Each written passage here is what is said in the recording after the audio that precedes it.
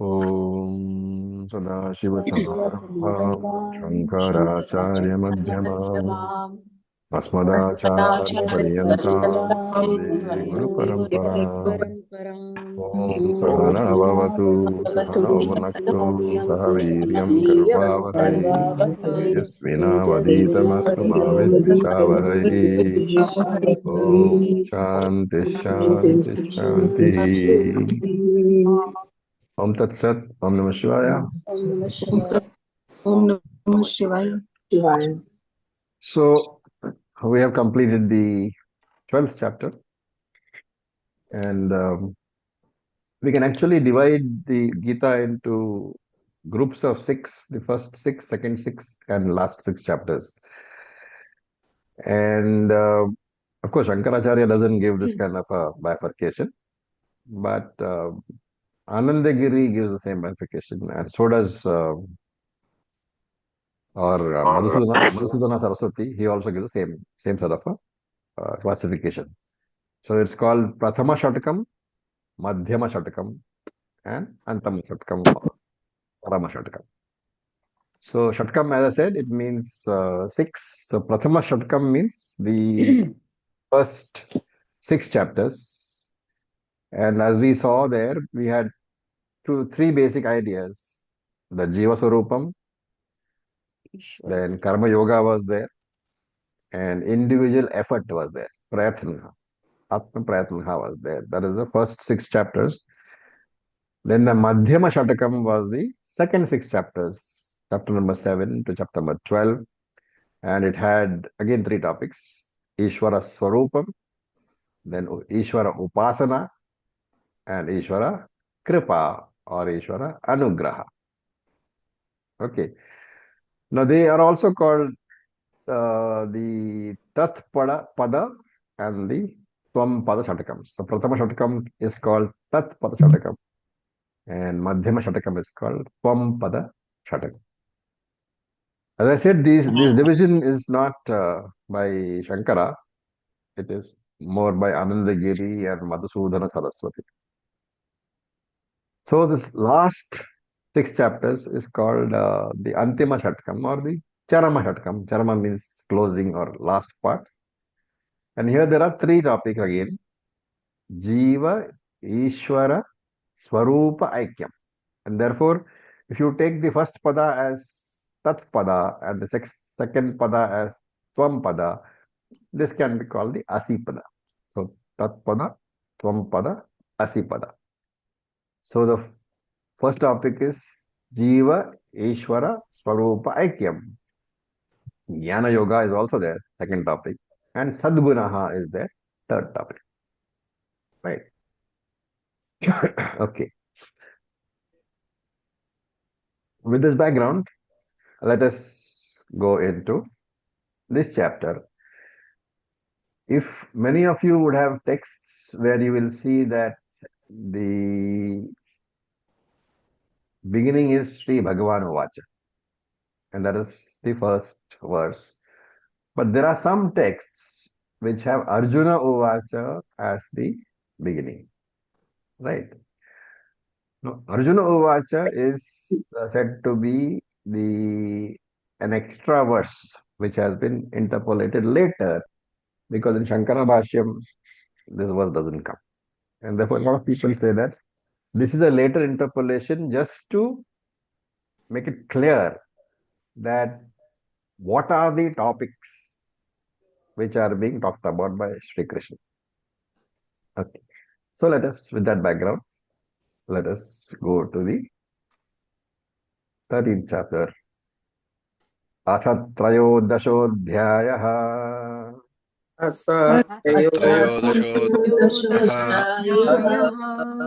क्षेत्रक्षेत्रज्ञविभागयोगः क्षेत्रक्षेत्रज्ञविभागयोगः अर्जुन उवाच अर्जुन उवाच प्रकृतिं पुरुषं चैव प्रकृतिं पुरुषं चैव क्षेत्रं क्षेत्रज्ञमेव च क्षेत्रज्ञमेव एव च एतद् वेदितुमिच्छामि एतद्वेदितुमिच्छामि ज्ञानं ज्ञेयं च केशव ज्ञानेन ज्ञेयं च Keshav So some of you may know that the Gita is supposed to have 700 verses, and some people say it has 701 verses. So this verse, the verse which I have named in my notes as 13.00. So it's not been given a number. This is the 701st verse. If you're taking the version where there are 701 verses. And what does he say here? Arjuna Uvacha. Arjuna said, Hey Keshava, Ichhami Veditum. I want to know etad, the following. What are they? Prakritim, Purusham, Kshetram, Jnanam, Jnayam. Okay, so there are 6 topics which he wants to know. Just mute yourself. Everybody is unmuted. So, Prakriti, Kshetram, Kshetrajnam, Jnanam, and Jnayam. Now, if you look at them, these are all names which have been used in duplication. So, if you reclassify them, we can put them as Prakriti and Kshetram, right? Prakriti and Kshetram both mean matter, the material universe, which includes the manifest and the unmanifest universe, Vyakta Prapancha and Avyakta Prapancha. So includes your own body.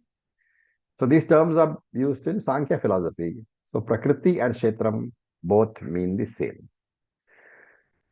Now, if you look at the 3 other words, Purushaha, Kshetrajnaha, and Jnayam.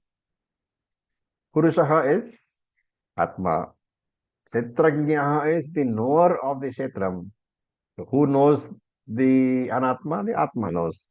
So Purushaha is equal to Kshetrajnaha. And Jnayam means that which is to be known through the Shastram, which is again what? Atma only. So Purushaha, Kshetrajnaha, and Jnayam. All these basically mean Atma, the consciousness principle, the Chaitanyam. Therefore, these 5 words have been reduced to 2 categories, Prakriti Kshetram and Purusha Kshetrajna and Jnayam. What is left out? Jnanam is left out. Okay. Now, a very important idea in this particular chapter, the word Jnanam does not mean knowledge. That's why very, very carefully remember. Otherwise, we'll get confused. In this particular chapter, the word Jnanam is used in the meaning of sadgunas, virtues or values. So Krishna will later list out all these sadgunas, but right now they are all put together and they are called jnanam. So etat jnanam iti proktam. These are called jnanam. Now when we studied the 7th chapter, we looked at 2 aspects of Prakriti, Ishvara Prakriti. What was that? One was Trigunatmika, having the nature of 3 gunas, which was divided into 8. Ashtabhinna, we said over there. And that was called Apara Prakriti. And the other Krishna said was Jiva Bhutam He Mahabhavo, in the form of, essential form of the Jiva itself. And that was called Para Prakriti. And it is because of the combination of Para and Apara only that Brahman gains the name Ishvara. Right? Brahman is Brahman. Prakriti is Maya. So apara is Maya, para is Brahman. Only when the two combine, that is Brahman plus Maya, then only Brahman gets the status of Ishvara. That is, Ishvara does what? Srishti, Sthiti, and Layakarta. Right? So remember that apara prakriti is being called Kshetram here. Para prakriti is being called Kshetrajnaha. Right? And as I said earlier, in his Bhashyam on this, on the 13th chapter, Shankara doesn't comment upon this verse. And that is why people say that in the original sloka, it is not there. So Shankara in his commentary begins with Sri Bhagavan Vacha. Therefore, according to that particular version, the 13th chapter can have 34 slokas or 35 slokas.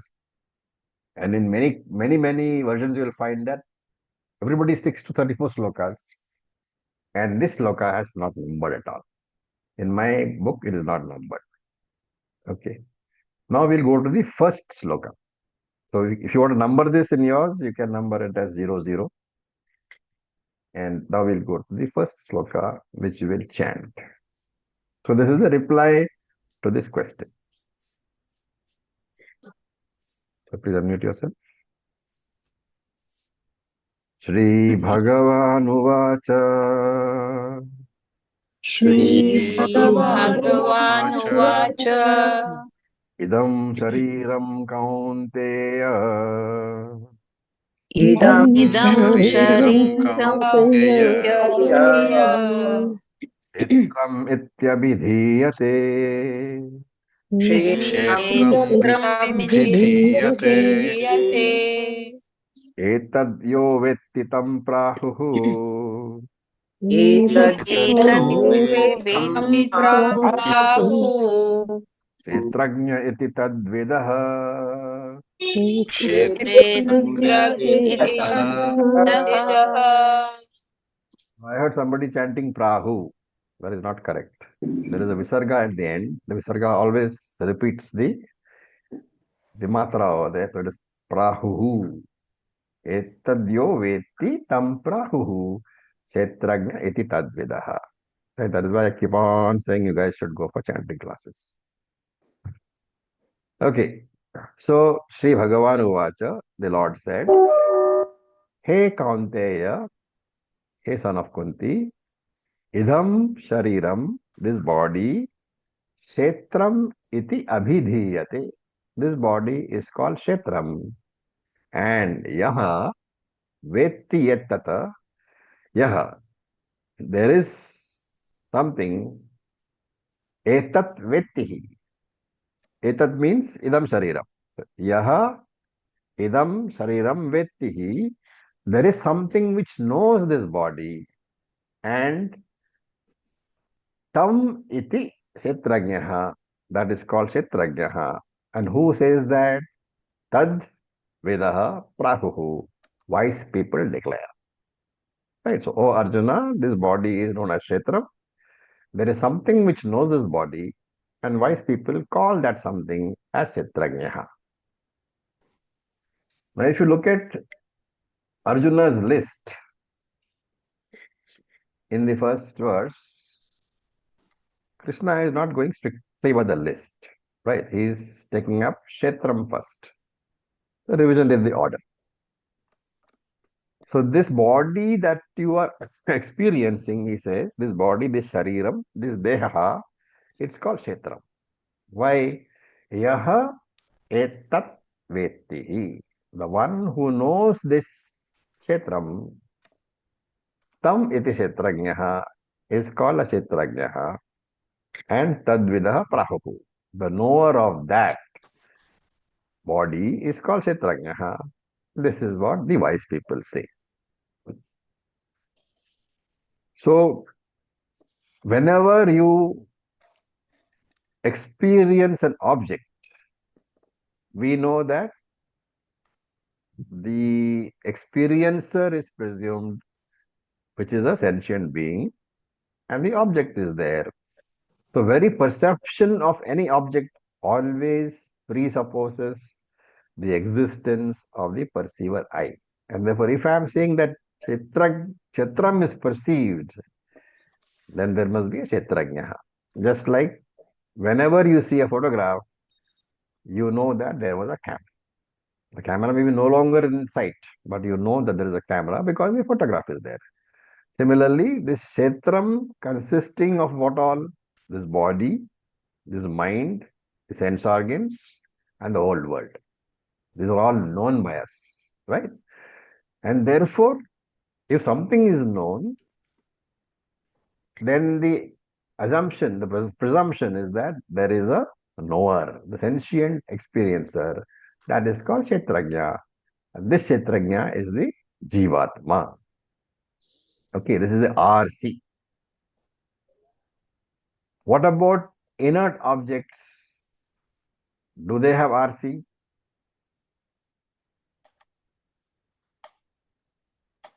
Yes. They do not have the Sukshma No. Sharira to reflect. They do not have RC. But do they have OC? Yes. Yes. Okay, so that be clear about, this is basic Tattva Bodha. That a stone, you cannot say stone doesn't have OC. Stone has OC. It doesn't have RC because of only one reason. What is that? No Sukshma This Sharira. Sukshma Sukshma- Sharira No is Sukshma Sharira. Right? So OC exists everywhere. RC can exist only if RM is there. OC is there everywhere. But RC is not there everywhere. So Kshetrajna is the knower. Kshetrajna is the RC, the OC plus the RM. Remember, very often when you say Brahman is aware, Brahman has no capacity to be aware of anything. The RM, the mind has to be there. So whenever you say Kshetrajna is a knower, Ramata, these words automatically presume an RM, right? Therefore, Kshetrajna is the RC. And Tadvidaha, all the wise people have said this. And do you remember the features of consciousness? We have again and again and again repeated. I'll just quickly go through. Consciousness is not a part of the body, not a product of the body, not a property of the body, independent entity pervading the whole body, making it conscious, not limited by the boundaries of the body, Yes. will continue to exist when the body perishes. Surviving consciousness cannot be recognized in the absence of the body because the reflecting medium is gone. Not because OC is not there, but the RM is gone. Okay. So, now the first word is idam. What does the word idam mean? It means this. Idam in Sanskrit, in English means this. When I tell you this, what is the idea that you have? That is existing. Something that is existing. You can I'm not see. saying is, I'm saying this. Okay. That which is an object There which is can be that. perceived. object. Okay. So that which is an object, which means that which is different from me. Okay, that is very important idea over here. Idam, whenever you say idam, you are not using it for yourself. Idam, my pen, idam glass, idam jagat, all those things. And here Shankara says that in his commentary he writes, Sarvanamna uktam vishinashti shariram iti. He says this pronoun idam, Sarvanama idam, is used to distinctly indicate Vishinashtihi, this shariram, this body. Remember that idam can be used for everything, for body, for mind, for world, for sun, for moon, for universe. Idam can never be used for only one thing. What is that? Myself. Atma. Atma. Again, you are going back into the problem of Say, different thing. Brahman. I. Idam cannot be used for aham. This can never be used for I or me. You can no longer, as senior students, you can no longer say, I am talking about Atma. What have you got to say? Aham. I am talking about me. Aham. Right? And therefore, the one thing that the word idam can never represent is me, aham. And therefore, remember that here when Krishna says idam shariram kshetram, he's talking about this body, literally means this body is the kshetra. Right? A good question over here. Why does Krishna say this body is kshetram? Because is not the entire creation kshetram? It's not my body alone which is kshetram. There is your body which is kshetram. It is a tree which is kshetram. It is a mountain which is kshetram. It is the sun, the moon, the universe. All the galaxies are kshetram. Why does Krishna refer to idam shariram as kshetram? Because Right? all are big Maya. Pancha Bhuta made of Pancha Mahabhuta. Okay, let's see what Shankaracharya says. Shankaracharya gives the what is known in Sanskrit as Vyutpattihi. Vyutpattihi is the etymological derivation. Okay, from the very root itself when you derive, that is the etymology of a word. So it's the Vyutpattihi. So he says it's called Kshetram because Shata Pranat. He gives the different meanings, okay, for Kshetram. One is Shata Pranat. Shata means pain or trouble, or can be used for samsara in general. The word tra, what does it indicate in Sanskrit? Protector. Protector. Trayate, protector. So Shata Pranat. Because of the fact that this protects you against trouble and pain, it is called Kshetram. That is the first meaning. What is Shatam? Shatam is the misery that samsara causes you. So, for example, the heat is there, the cold is there, disease is there. And how does the body protect you from that? How does the world protect you from that? So, they have to be very careful about it. By following dharma, by gathering punyam, by encashing the punyam for chitta shuddhi, then coming to jnanam, and then coming to moksha. Therefore, this body is the instrument to get you out of samsara. Shata meaning samsara. Okay. And therefore, not only the body and the mind, even the external world is called Kshetram. In short, whatever you experience is Kshetram. So, Kshetram can be taken as anatma, as matter. And whenever you say Kshetram, remember that it is always subject to change. So that is the first meaning that Shankaracharya gives. It is called Kshetram because it is capable of, getting you out of samsara with the right effort. Then he gives another meaning, Kshayat. Kshaya means decay, right? And therefore, because of being subject to decay, it is called Kshetra. The body is called Kshetram because it is subject to Kshaya. It is perishable. And if you look at the word, two other words that you know for the body, they have the same meaning. What are two other words for body? Here it is called Kshetram. Can you think of two other words? Sharir. Deha. Deha. Shariram. Both have the same meaning. Shariram means Shriyate iti Shariram, that which is subject to decay, and Deha means that which is going to be burnt. And Deha has a very beautiful meaning. It is burnt while living, and it is burnt after death also. Okay. While living, how it is burnt? By It is burnt samsara. by the tapaha, by the sorrows. So while living, you have three types of burning. Adhyatmika tapaha, which is in the form of various diseases, heart attack, blood pressure, tension, all those things. Adi bhautika tapaha, which is the noise that you face during Navratri from outside your society, dust pollution, all those things, they also trouble you. And adi daivika tapaha, caused by forces like thunder, lightning, floods, for which you have no control.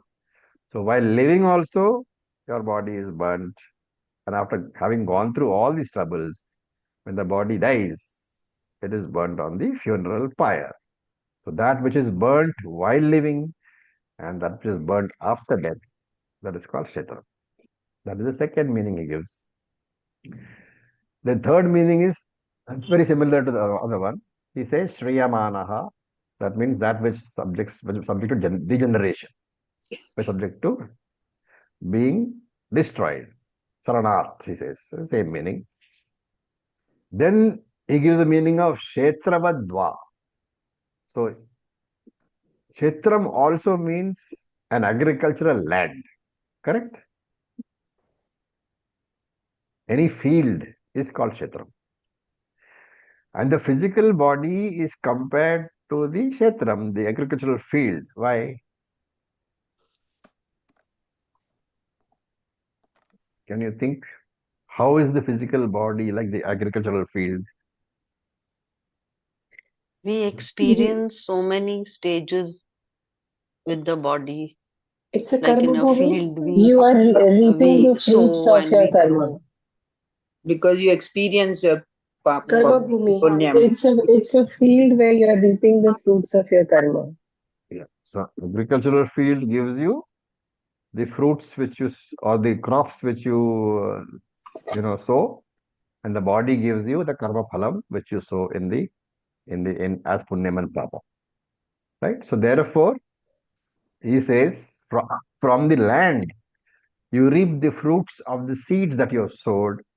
Similarly, from this body you reap the seeds of your karma, the fruits of your karma, and therefore this body is also compared to the agricultural field.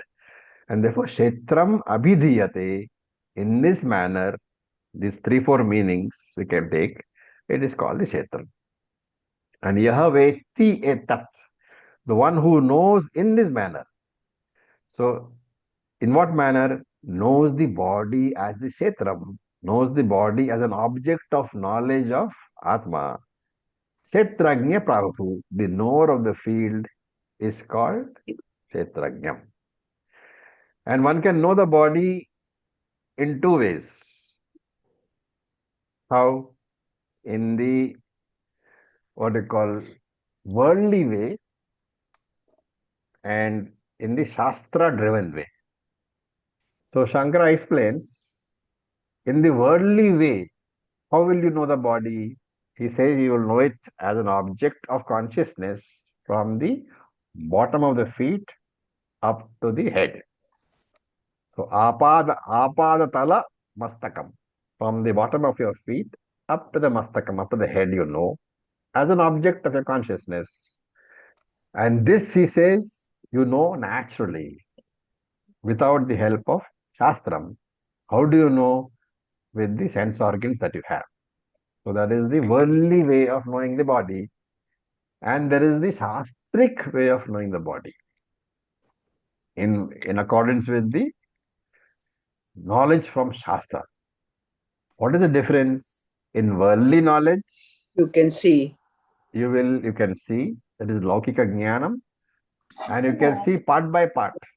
You can see legs, hands, nose, all these things you know. However, in Shastric knowledge, you don't know it as toe and nose and mouth, etc. How do we know it? We have studied Jnana. Anatma also. How do you know it? Through jnana. स्थूल सूक्ष्म कारण शरीर. You know it as Sariratrayam, you know it as Panchakosha, you know it as Avastatrayam, etc. Okay, so worldly knowledge is anatomical knowledge driven by your sense organs. Shastric knowledge is driven by prakriyas, the various methodologies which you study. Sariratrayam, Panchakosha, Avastatrayam, and so on. And the one who knows it in this manner is called a Kshetrajnaha. Okay. Now, in his introduction to the next verse, Shankara says in the beginning, is this much knowledge enough that there is Kshetram and there is a Kshetrajna? Is it enough? Jivatma has been separated into Anatma and Jivatma. There is a RC, there is a RM, all this we have known. Is this enough? And he says, no, it is not enough, because even if you say, Mano Buddhi Hankara Chittani Naham, I am not the mind, I am not the intellect, I am not the Ahankara, I am not the Chitta, it is not sufficient, because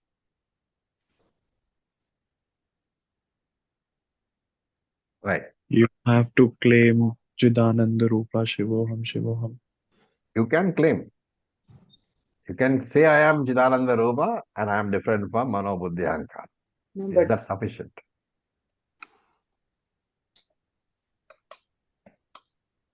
It is not sufficient.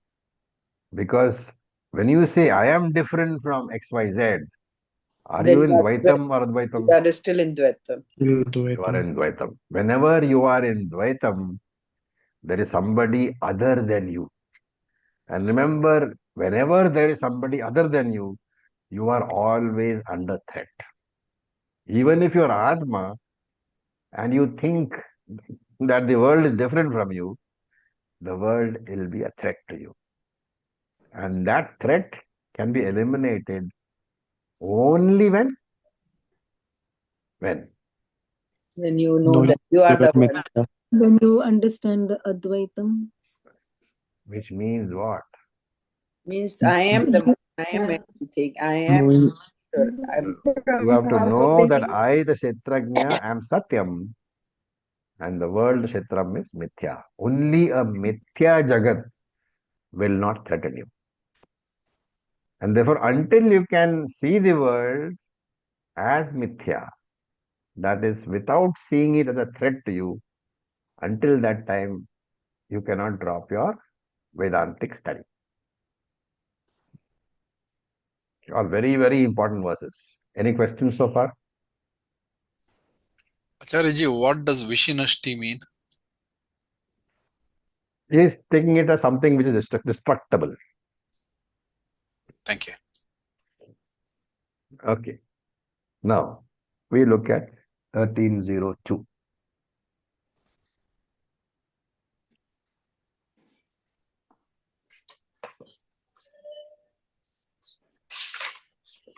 Last chant. Kshetrajnam chapi mam vidhi. Chapi mam Sarvakshetreshu bharata. सर्वक्षेत्रेषु Bharat Kshetra kshetrajnyorjnanam. क्षेत्रक्षेत्रज्ञानम् Yatta jnanam matam mama. Yat tat Jnanam matam mama. So, hey Arjuna, hey Bharata, Vidhi, you should know, Kshetrajnam mam sarveshu, sarva kshetreshu mam. You should know that I, the Kshetrajnam, sarva kshetreshu mam. I am present, I am myself present in all the kshetrams. You should know that Kshetrajnam is universally present in all kshetrams.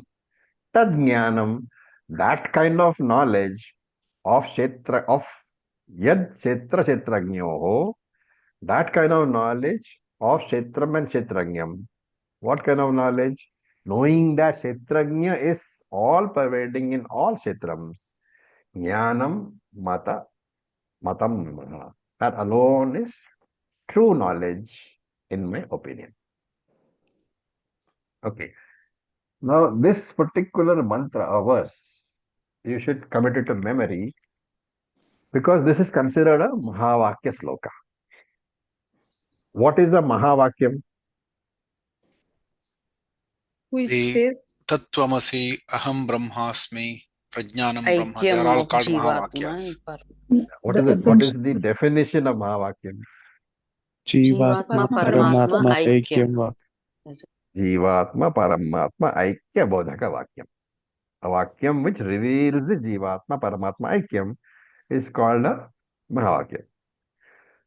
So Kshetrajnam Mam Vidhi. Now Kshetrajnam is the one who knows the Kshetram. Right? In our terms, is that Kshetrajnam Jivatma Paramatma? Jivatma. Why? Because you know the world. You know your body, you know the world. Right? You are perceiving the body, you are perceiving the world. So Kshetrajnam here means you, the RC. And here Krishna says, Kshetrajnam Mam Vidhi. Understand that Kshetrajnam is I only,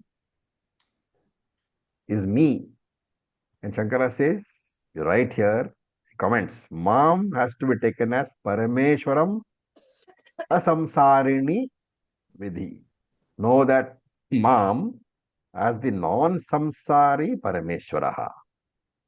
So Kshetrajnam Mam Vidhi basically means know the Jivatma, which is the RC, which is you, as not different from the asamsari Paramatma, the one who is beyond samsara. So that is why Jivatma, Paramatma, Aikya Bodhakam. The Jivatma, Kshetrajnam, is being presented as the asamsari Parameshwaraha, asamsari Paramatmaha, the one who is not affected by the samsara. Right? Remember that in this definition, which part is the same? Because Jivatma is consciousness plus individual body, mind, sense complex. Paramatma is consciousness plus universal body. So universal body can never be same as the individual body because one is finite and one is infinite. Therefore, when you say Kshetrajnam and Mam, remember the containers are different, but the content is one. Containers are individual body, universal body, but the content is only one, and that is consciousness principle. And therefore, he says, Sarva Kshetreshu Bharata, this content consciousness is available in all the bodies. And Shankara adds as a commentary, Brahmadi Stambha Paryantam. Brahmadi is from the body of Lord Brahmaji. Stambha is the smallest blade of glass, of grass. From the body of Lord Brahmaji, which is the universe itself, to the body of the smallest blade of grass, which is meant by Sarva Kshetreshu Bharat. Okay. Now here, just one grammatical point. There is a stamba and there is a stambha. The ba is different. Stambha. What does stambha mean? Post. one is the pillar. Pillar. Pillar. Pillar. Now why does Shankara say Brahmadi Stambha Paryantam and not Brahmadi Stambha Paryantam? Because consciousness is definitely available in the pillar also. What is the difference?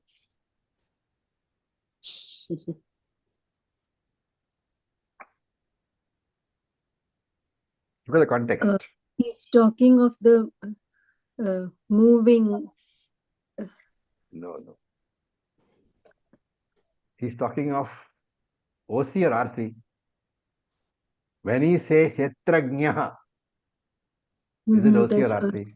OC. that's RC. RC. RC. When he says Mam, then it is That is OC. OC. OC. okay. So remember that in the Stambha, second ba, the pillar, OC is there, but RC is not there. Hmm. So in the context, since he is talking about the RC, the Kshetrajnaha, you have to take it as Tamba. Okay. Small grammatical point, but useful for sharpening your brain. Okay.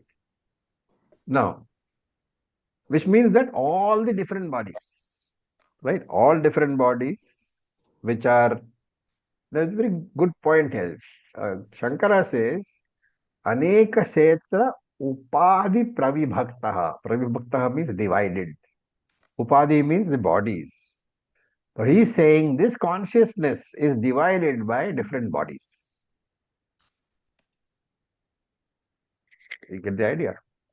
Consciousness is only one. But you are seeing it as different jivas. Why? Because it appears to be divided by different bodies. The word upadhi means that the so-called separation is only seeming separation.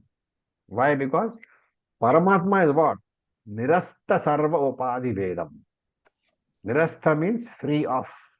Nirastha sarva upadhi vedam. Paramatma is free from all the differences of upadhis.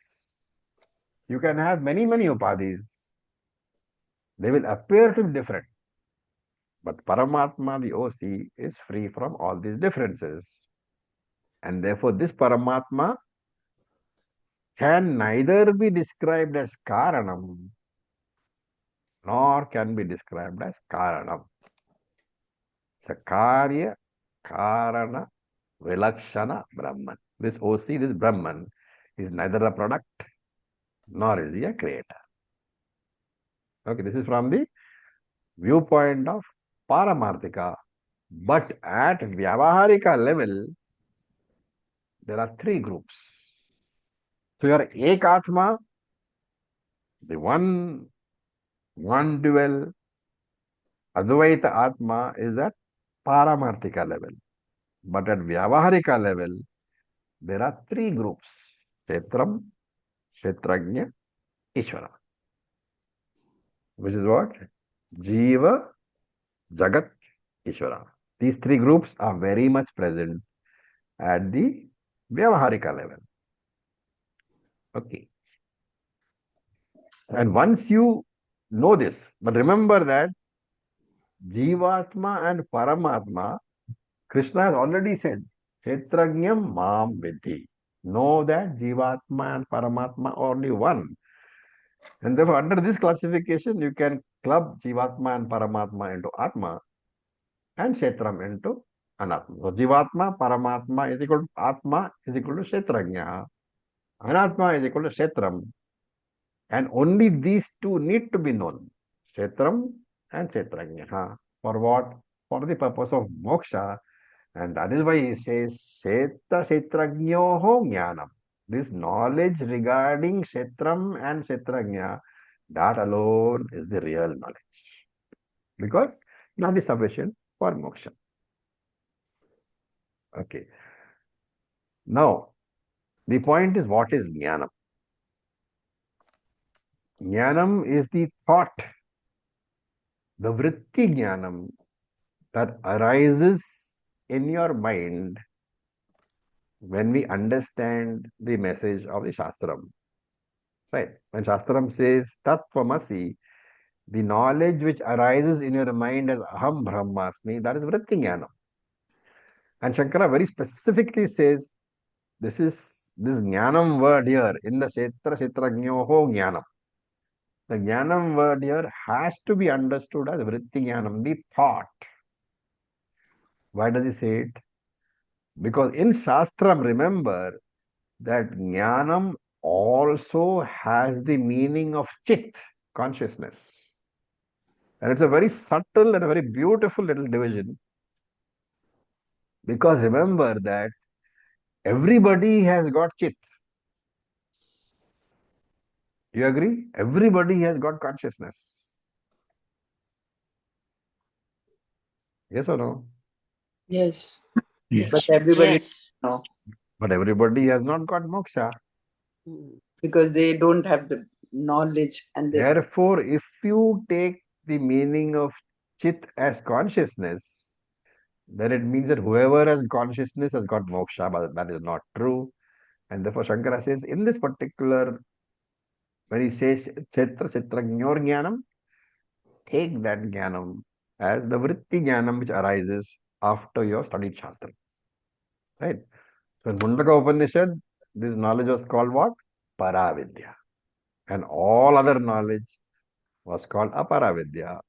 And Shankara says, Aparavidya hi avidya. All Aparavidya is as good as avidya, is as good as ignorance only. Right? According to Shastram, this division, this idea that there are two things, ultimately one is Satyam, one is Mithya, this knowledge alone will give you security. As long as you don't have that knowledge, whatever you do, there will always be a lingering sense of insecurity.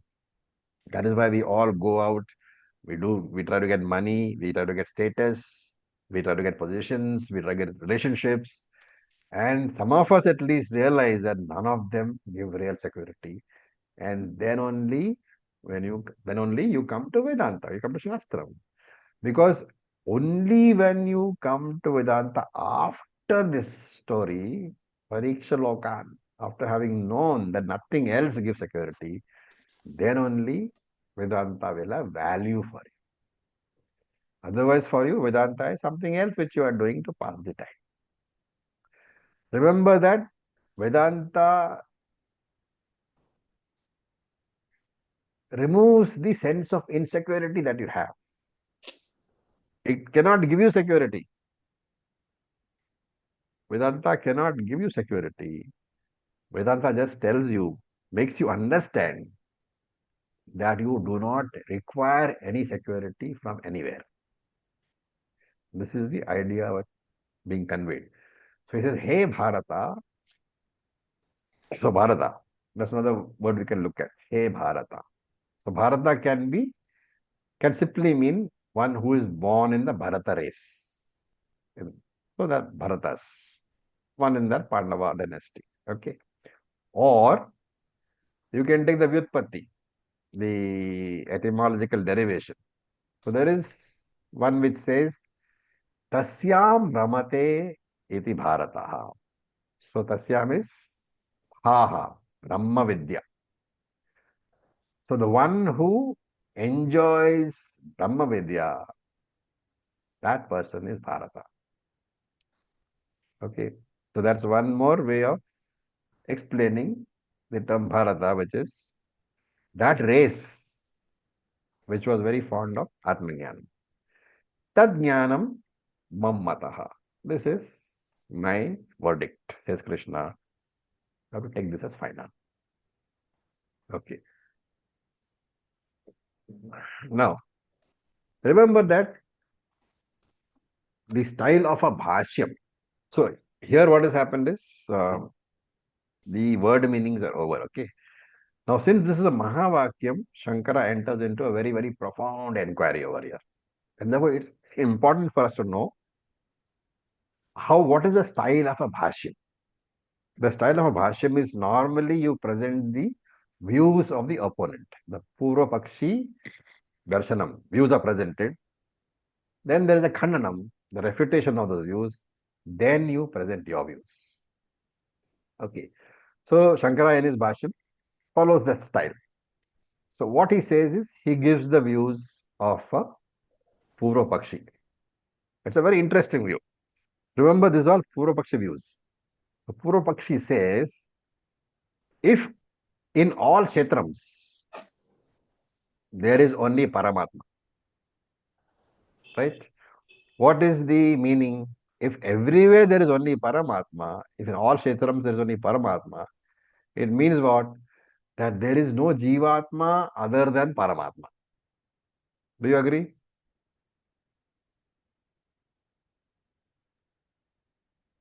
Yes. You Yes. agree that there is no Jivatma other than Paramatma, right?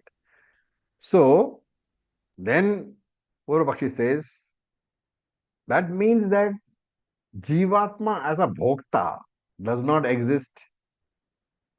Because if there is no Jivatma other than Paramatma, the only Bhokta is Ishvara. Right? There is no Bhokta other than Ishvara. So try to understand his argument. He's saying Jivatma and Paramatma are well known to, to all Astikas at least. What is Jivatma? He is a samsari. How do I know that? Pratyaksha Pramanam. What is Paramatma, Ishvara? He is not a samsari. How do I know that?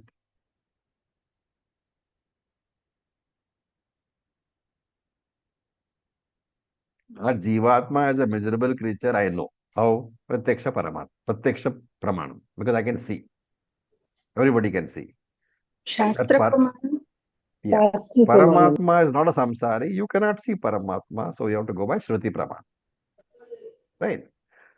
Now this Purvapakshi says, supposing you say Jivatma is Paramatma. What are you talking about? Jivatma, Paramatma, Aikyam. What is Paramatma? He is asamsari. Right? If I am saying that Jivatma is equal to Paramatma, am I not saying that Jivatma is not a samsari? Because you are saying Paramatma is not samsari. And you are saying Jivatma is equal to Paramatma.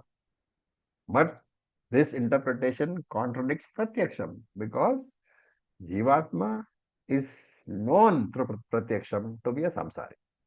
So that is the first thing he is saying, that your Shastra is useless because it is being contradicted by Pratyaksha Pramanam.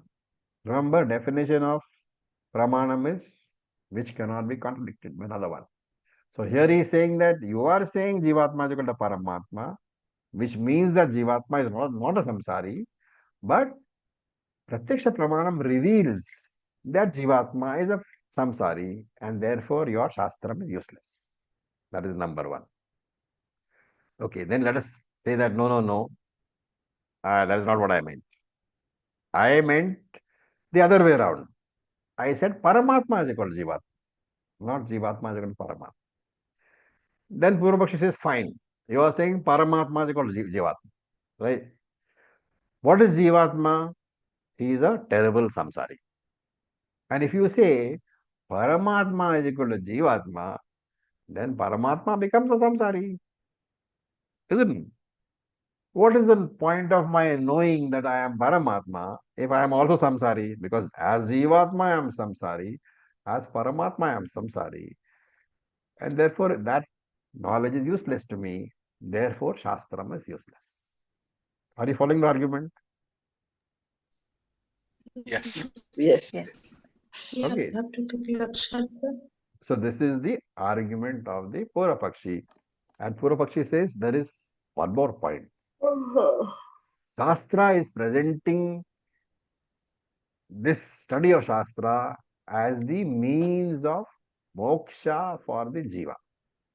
Right? Which means what? When Shastra says Shastram will give you moksha, that Shastra is looking upon you, the jiva, as samsari or non-samsari? Sansari. As samsari. And therefore, Shastram is given by Bhagavan. And therefore, Bhagavan also says that you are the jiva are samsari. Is it not? Yes. If Bhagavan didn't think that you were samsari, why should he give you Shastra at all? Therefore, Bhagavan also thinks that you jiva are samsari.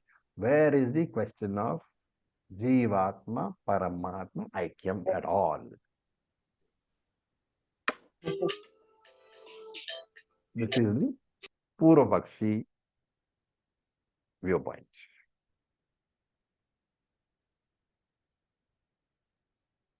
Okay, any questions? Because we won't have enough time for the answer. Therefore, we will shift the answer into the next class. What is the understanding here so far? The Purvapakshis, remember his arguments are very logical. What is the crux of the argument? If you say Jivatma is Paramatma, you can take Jivatma as the primary one and then say Jivatma is Samsari. And if Jivatma is Samsari, by equating them, you are making Paramatma also a Samsari. There is no point in my becoming such a Paramatma. Therefore, Shastra is useless. If you are saying other way around, and you're saying Paramatma is not samsari, then by the Aikyam, what are you saying? Jivatma is also not samsari. And therefore, what is the use of Shastram? There is no use of Shastram at all. And the third point is that Shastram is being presented as a means of moksha. Shastram was given by whom? By Ishvara. Therefore, Ishvara thinks you, the Jiva, are samsari. How can there be Jiva, Ishvara, Aikyam? These are 3 points which are made by the Purvapakshi. Very, very neatly made. Can anybody think of a reply? Lakshartham Acharya ji. Acharya ji, Yeah. Purvapakshi is also an Vipi aspika. Vidya. So how can he? Bhagatyaga Lakshana. Yeah. I will leave you all to think about it. And So if you come up with an Purvapakshi is answer, a Jnani. if you come up with Purvapakshi an is an answer, Ajnani. please put it in the group. Vyavharika and Paramarthika level are different. So whatever answers you have, put in the group, and we'll finally talk about what Shankara says in the next class. Okay. With this, we will stop for today. Thank you for your patience. Om Om Namah Purnamadav Purnamidam Purnamidam Purnat Purnat Purnamudachyate Purnamudachyate Purnasya Purnasya Purnamadaya Purnamadaya Purnamevavashishyate Purnamevavashishyate. Om Om Shanti Shanti Shanti Shanti Shanti. Om Tat Sat Om Namah Om Shivaya. Thank you for Tatsat your Tat Om patience. Namah Shivaya. Namaskar. Thank you. Thank you. Thank you, Acharya.